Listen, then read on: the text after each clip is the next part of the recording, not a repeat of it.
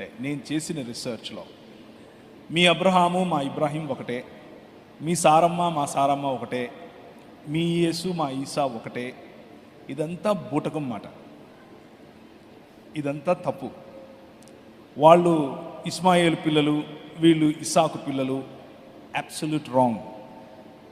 అల్లాహకు బైబిల్లో ఉన్నటువంటి యెహోవాకు సంబంధమే లేదు. అల్లాహ్